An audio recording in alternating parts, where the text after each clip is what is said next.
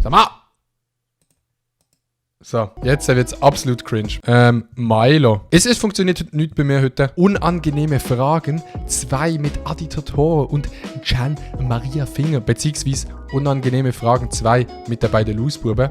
Die wisst es. Ich bin hier dabei gewesen. Ich weiss nicht, was die beiden gesagt haben zu den Antworten. Aber ich meine, das Gesicht auf dem Thumbnail ist schon wunderschön. Einfach wunderschön. Rein in die Reaktionsumgebung. Hallo zusammen und willkommen zu einem neuen unangenehmen Fragevideo. Heute mit am Start ist der Adi Totoro. Ja.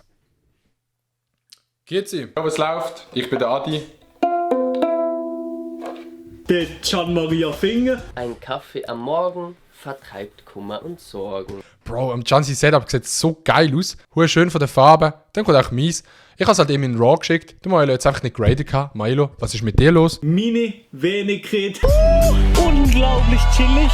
Und ich würde sagen, wir starten direkt in die unangenehme Frage ein, weil heute, da wird es wirklich sehr unangenehm. Let's go. In welchem Auto und wo hast du dein erste Mal gehabt? Ich muss jetzt die Frage gar nicht beantworten. Weil ich habe sie im Video schon beantwortet. Five-Head-Move. Eigentlich ganz eine easy Antwort, und zwar ungefähr vor 3 Jahren habe ich mein das erste Mal gehabt. Vielleicht ist das von den heutigen. Der Lehrer würde sagen, welches erste Mal? Das sexuelle erste Mal, das erste Mal kochen oder das erste Mal Kartoffeln? Kennen die Lehrer, die immer sagen, du sagst so die Lösung 17, dann sagt der Lehrer so, 17 was? Hartöpfel, bla bla bla, Bro. Zum Kotzen. Verhältnis bei den Jugendlichen relativ alt, als ich das gegeben habe. Aber ja, es ist noch nicht so lange her, als ich mein das erste Mal gegeben habe. Ganz Hey Adi, ich sehe dich immer wieder einmal, wenn ich zu oben besoffen im Bus sitze. Nice, zum Glück. Bin ich denn nie besoffen? wichtig, die können schon mal jetzt ein Like aufs Video geben. Nice. Mein erstes Mal hatte ich recht spät gehabt, und zwar im Alter von 20. Ja, ich bin jetzt 21, also vor einem Jahr ist das gesehen. Aber das Alter finde ich nicht so schlimm, mehr der Ort, und zwar auf dem Gusch. Also nicht im Bett, sondern auf dem Gusch, auf dem Sofa, im Wohnzimmer von meiner damaligen Freundin. Kritisch, Digga. Kritisch. Aber ihr seht auch, wenn ihr nicht so früh in das Game reinsteppt, es ist nicht schlimm. Leute, es ist wirklich nicht schlimm. Macht euch überhaupt keine Pressure, was das Thema angeht. Für mich ist es zu nicht schlimm gewesen, dass ich sage mal in Anführungszeichen, erst mit 20 hatte. Es ist ganz chill um mich gewesen. Mein erstes Mal Sex hatte ich mit meiner ersten Freundin. Ich war, glaube ich, 15 gewesen. Ja, ich müsste 15 gewesen sein. Und das war bei ihr daheim. Wo? Stellt euch das mal vor, ich mit 20, Can mit 15, das Alter sieht überhaupt nicht aus, aber ich war noch nie ready mit 15. Bro, ich habe gefühlt mit 15 noch Lego gespielt. Ich habe mit 15 nicht mal ansatzweise irgendetwas mit Frauen zu tun gehabt. Also wirklich so, ich habe nicht mal gewusst, was eine Frau ist damals. Nein, schon nicht, aber es kommt halt immer darauf an, wo man im Leben ist und so, dies, das. Aber der Can ist natürlich der Sexbad. Er ist nicht der Ex-Bad, er ist der Sexbad. Wo habe ich mein das erste Mal gehabt? Im Schlafzimmer von meiner Freundin. Wo noch jetzt meine Freundin ist. Wann hast du das letzte Mal geweint? Ich habe das letzte Mal gekühlt, als ich ein Video von Maelo geschaut habe, weil das so selten schlecht ist und ich einfach gerade heulen.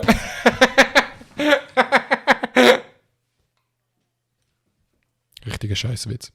Wow. Ich glaube, das ist gar noch nicht so lange her. Ich weiss gar nicht mehr, wenn ich das letzte Mal wirklich brüllt habe. Eines der letzten Mal, wo ich mich gut mag erinnere, das ist schon ein paar Monate her wahrscheinlich. Dort habe ich so einen Bericht über mich gelesen, also so eine Beschreibung, eine Persönlichkeitsbeschreibung von mir. Es hat mich sehr berührt, wie zutreffend die war, wie sehr ich mich in der Person, die dort ist geschildert wurde, wiedererkannt habe. Das ist Ich weiss sogar, was es ist. Der Can hat mir von dem erzählt. Ich weiss nicht, ob ich das hier sagen darf, aber es hat, glaube ich, so ein bisschen etwas mit Sterndingsbums zu tun und so.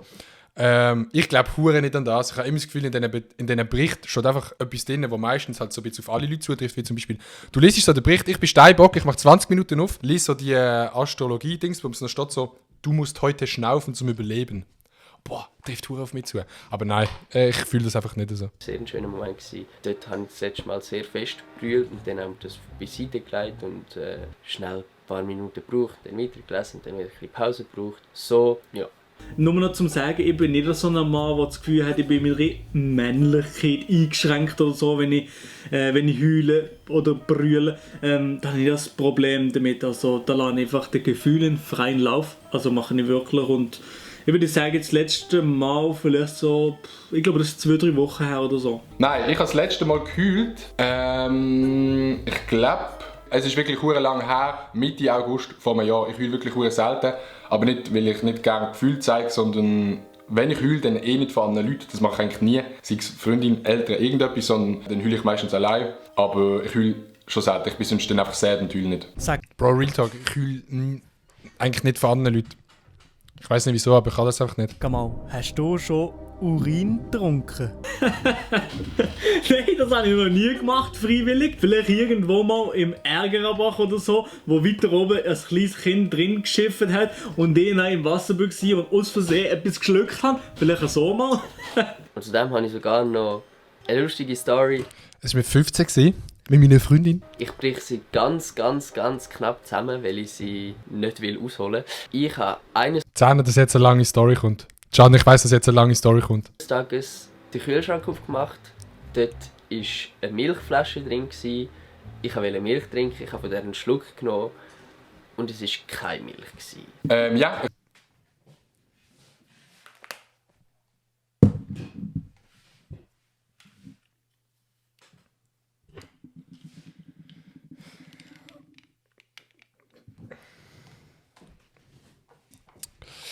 Jo. Wieso man auch immer so etwas in den Kühlschrank reinstellt. Ich habe schon mal Urin getrunken. Wir haben hier bei der Familie so ein Fässchen, wo gerade vom WC runterkommt und dort sammelt sich das und dann tun wir das meistens zum Morgen mit so einem Saft machen. Das ist eigentlich recht gut. Ich empfehle im Fall, ihr müsst noch ein bisschen salzen. Weil Urin ist ja schon salzig, aber wenn es noch ein bisschen salzig ist, schmeckt besser. Hure lustige Witze, Adi. Nein, ich glaube im Fall, solange ich mich erinnern kann, habe ich nicht Urin getrunken. Vielleicht mal so als kleines Kind mit 3 oder so. Aber ich glaube, also, dass ich mich daran erinnern und absichtlich, nein. Aber ich muss etwas beichten, und zwar haben wir mal mit meinen Kollegen in der Jugend, haben wir einem anderen Kollegen gesagt, wenn du zu uns in der Gruppe willst gehören, dann musst du das hier trinken. Und wie gesagt, das sind Rivella ohne Kohlensäure.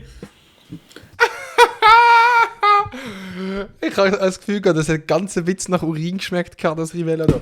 Aber was für ein nice Move von Maelo. Das ist wirklich so die Eintrittsprüfung in den Kollegenkreis und die braucht es einfach. Weil du kannst nicht einfach so bei den Boys eintreten, das geht nicht. Aber es war etwas anderes.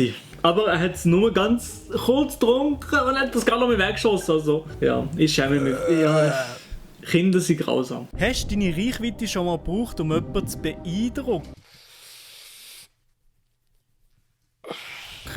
Und da muss ich ehrlich sagen, ja. Welche Reichweite? Ich würde jetzt einmal ja sagen, ich glaube, das hat doch safe jeder von uns schon mal gemacht. Also jetzt nicht in eine Bar reinlaufen und sagen, yo Bro, ich bin der Adi, jeder kennt mich so in der Schweiz. So ist es gar nicht, wenn ich das irgendwo würde sagen. Es würde gar nicht funktionieren, weil mich absolut niemand kennt, gefühlt, außer die Leute, die zuschauen. Das macht Sinn. Nein, aber habe ich tatsächlich, glaube ich, noch nie gemacht, weil ich... Lüge, das hat doch safe. Also weißt du, es kann ja so ein bisschen unterschwellig sein. Milo?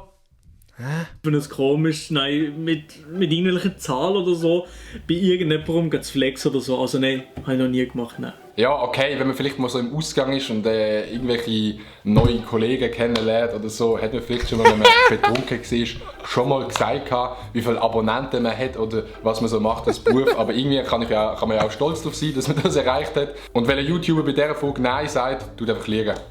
Ist ja so. Aber vielleicht nicht so, wie man denkt. Ich und Adi haben dort einfach so ein Game, wo wir manchmal beim Zugfahren so anfangen zu flexen, dass es die Person, die irgendwie uns zulässt, mitbekommt. Das ist eigentlich noch recht lustig. Aber so real, um jemanden zu beeindrucken oder vielleicht so umzubekommen, ich glaube nicht. Ich bin auch ein bisschen zu bescheiden und schüchtern, um jetzt so «Bam, da, YouTube, Zahlen». Ja, vor allem beim Can ist es meistens so, wenn sie sagt, und was ist so dein letzte Video gesehen? Dann so, vor 7 Monaten. Der Can und ich haben ohne Scheiß das Spiel, das ist mega nice. Wir tun dort nicht mal flexen mit etwas, was wir wirklich haben, sondern wirklich so mit Sachen, die nicht stimmen. Wenn du im Zug sitzt, so du zweit neben dran ist so jemand, und dann sagst du so, ja weißt du, bevor du gerade noch beim SRF gesehen hast, dann irgendwie so eine 3 für irgend so etwas, weißt du, ist nicht so lustig gesehen. Aber weißt du, so, wirklich so Sachen, so Sachen, die nicht stimmen. Und dann die Leute neben dran denken sich dann so, Bro, was ist mit dem los, Alter? Und so bei den älteren Leuten ist es schon recht lustig. Das kann man schon machen, aber nicht mit realen Sachen so. Also, nein, habe ich noch nie gemacht. Hast du schon mal jemanden beim Sex erwischt? Ja, ich habe schon jemanden beim Sex verwünscht. Und zwar ist das meine Ex gesehen. Sie hat damals Geschlechtsverkehr mit einem gewissen Adi gemacht. Das ist so ein richtiger Spaß-Adi, den wir nicht kennen. Aber sonst habe ich im Fall ohne Scheiß noch nie irgendjemanden beim Sex verwünscht. Sei das meine Eltern, Kollegen oder so. Aber nee, ja, eigentlich recht unspektakulär. Aber Chat, ohne Scheiß, machen das einmal im Zug, wenn wir mit Kollegen unterwegs sind. Dann einfach so reinflexen und dann schauen die Leute neben dran. Das ist zu lustig. Und ich merke gerade, mir läutet jemand an, schnell, ich muss kurz das Handy da gehen. Ich soll sagen, wer? Ja, das kann ich jetzt nicht machen. Das sage ich jetzt wirklich nicht. Das wäre ein bisschen cringe. Ob es meine Eltern waren? In der letzten Folge habe ich es ja gesehen, ich habe meine Eltern noch nie erwischt und ich gehe auch nicht so viel an Open Airs bzw. Festivals, von dem her habe ich dort auch noch nie mehr erwischt. Also nein, ich habe noch nie jemanden beim Akt erwischt. Aber ich habe letztens so eine heftige Story gehabt und zwar bin ich so auf einem Waldweg einfach am Latschen gewesen, und dort auf einmal sind einfach 2 Personen, Mann und Frau, viertelblut, nackt, einfach am Sitzen. Wenn ich da durchgelaufen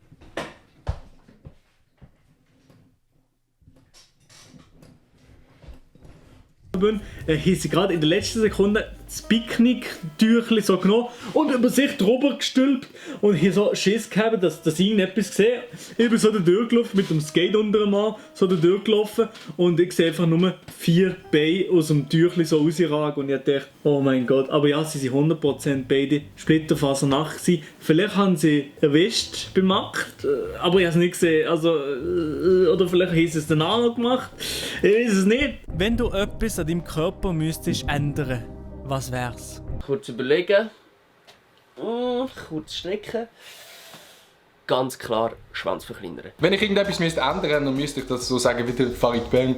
Ich würde mein extrem ausgeprägtes Geschlechtsteil verkleinern lassen. Also ganz ehrlich, Bro, ist denn das für Spaß gewesen? Richtig schlechter Witz, Digga, würde ich nie machen. ich bin zufrieden mit meinem Körper. Das Einzige, was ich will, ist gesund sein und fit sein, für mich selber, mich fit fühlen. Aber wenn ich etwas müsste ändern, dann wäre es wahrscheinlich ein bisschen grösser machen, so 1,85 oder so, anstatt 1,70. Das war's komplett. 1,85. Hier haben wir's. Ich bin wirklich 1,86 groß. Also Maelo, ich kann dir ein bisschen etwas geben. Schau Maelo, ich gebe dir ein bisschen etwas von mir und dann sind wir aber gleich groß. Das wäre doch nice, oder? Deal? Glück, dass ich wirklich mega zufrieden bin mit meinem Körper. Ich bin mega zufrieden mit allem von. Du doch auch Fragen beantworten, Kappa. Ja, ich habe ja die Fragen im Video beantwortet. Was will ich noch die Fragen beantworten? Oben bis unten, wenn man das so sagen kann. Aber die Frage heisst ja, wenn ich etwas müsste ändern, was würde ich ändern? Der eine Zahn da vorne, das ist nicht so dumm, aber ich habe mal im Turnen Ball in die Fresse gekriegt und dann ist es ein Eckli abdingselt vom Zahn, abgehakt. Dann hat es der Zahnarzt geflickt, dann ist es wieder rausgehakt und jetzt hat es der Zahnarzt wieder geflickt, aber hure hässlich und es hat da so eine kleine Spalte drin und das würde ich ändern. Ich glaube, etwas, was vielleicht auch schon ein paar wissen, ich habe recht starke Geheimratsecken, heisst, der Haaransatz ist so gefühlt. Etwa genau so. Das würde ich machen, so ein bisschen dichteres Haar mit einem schöneren Haaransatz. Das fände ich schön. Aber mit dem muss man auch leben, dass das halt so ist. Ausser wenn ich mal viel zu viel Geld habe, kann man ja auch eine Haartransplantation machen. Hey, da hätte ich ganz kurz eine Frage an die Community. Und zwar, findet ihr, eine Haartransplantation ist okay zu machen? So ein bisschen wie eine Zahnspange? Schreibt mal einen Kommentar, ob ihr findet, eine Haartransplantation ist etwas, was man sollte oder kann machen aus eurer Sicht oder etwas, was man eher nicht machen sollte. Der Vergleich mit Haartransplantation und Haarspange finde ich ein bisschen weird. Ich würde es eher mit Brustvergrößerung oder so irgendetwas, was man wirklich hure sieht, vergleichen. Aber ich finde, man kann es machen, ich finde es eigentlich nicht so schlimm, aber ich finde, es sieht nicht schön aus. Ich habe auf YouTube so 2 Videos gesehen, es sieht nicht wirklich, also ich finde, es sieht nicht wirklich voll aus nachher. Du hast zwar Haar, aber so auf Wish bestellt, so Haartransplantation sieht so ein bisschen aus, als würdest du Haar auf Wish bestellen. Von dem her, man kann es machen, schön ausgesehen. Ist eine andere Frage. Hast du schon mal einen Korb bekommen? Ja, ich habe tatsächlich schon einen Korb bekommen. Also, den Korb habe ich... Can und ich machen auch wirklich in diesem Video 30 Mal die genau gleichen Witz. Gut, ja, unlustig, ich weiss. Ganz ehrlich, jeder von uns hat doch schon mal einen Korb bekommen. Wartet schnell. Ja, Digga, Can, wir sind wirklich zum Kotzen. Es passt so, dass wir den Podcast zusammen machen. Wir machen jeden Witz genau gleich. Ich habe zum Beispiel den Korb hier bekommen. Aber ich habe den geilen Korb, zieht euch rein. Es ist der Holzkorb von der Küche, wo man unsere Kost anführen kann. Weißt du, was ein Kost ist? Chat, weißt du, was ein Kost ist? Ja, logisch habe ich schon mal einen Korb bekommen. Also ohne Scheiß, wer hat noch nie einen Korb bekommen oder wer hat schon mal irgendetwas Nice gefunden und die hat mir gesagt, jo, sorry, also für mich funktioniert das besser auf einer freundschaftlichen Basis. Ja, ich habe auch schon mal einen Korb bekommen. Und zwar von meiner jetzigen Freundin. Milo, was ist los? Was ist denn das für eine Story? Ja, ich habe sicher schon mal einen Korb bekommen.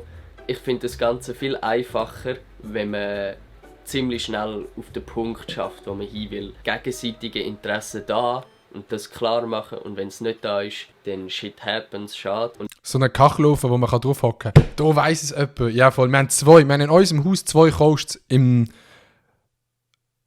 unteren Basement einen und im ersten Stock einen, wie man ein hure altes Haus. Aber das ist Legende. Im Winter schön. Kannst im grossen Ofen noch Pizza machen, so Holzofenpizza. Und dann kannst du noch drauf sitzen. Beste Leben. Und wenn es da ist, dann halt cool. Aber wenn du so ein bisschen direkt auf das ausarbeitest, dann kannst du entweder gewinnen oder verlieren. Aber immerhin kannst du nachher nicht sagen, ich habe es nicht gemacht. Also. Und in dem Sinne wäre es also schon mit den unangenehmen Fragen. Danke nochmal an den Adi und den Can fürs Mitmachen. Ja, hat mich sehr gefreut, Milo. Hast mich eingeladen. Danke vielmals. Ich hoffe, ihr habt Spass gehabt beim Video. Macht's gut. Peace. In dem Fall merci vielmals, Maelo, dass ich dabei sein durfte. Es hat mir sehr gefallen, bei dir hier in diesem Video zu sein. Merci, dass ihr dabei sein könnt. Nice. Tschüss. Es würde mich natürlich wie immer sehr, sehr freuen, wenn ihr dem Video einen Daumen nach oben würdet da lassen, den Kanal würdet abonnieren und die Glocken aktivieren. Und in dem Sinne würde ich sagen, ciao! Nice Video, Bro. Can, deine Witze sind wirklich absolut unlustig gewesen. Aber, das war eine lange Reaction, Digga. Ich sehe hier 18 Minuten. Für die Leute, die auf YouTube zugeschaut haben, wenn die jetzt noch dran sind, Ehrenbrüder von Tag 1. My heart just got stuck between these loops. My heart went. Mama got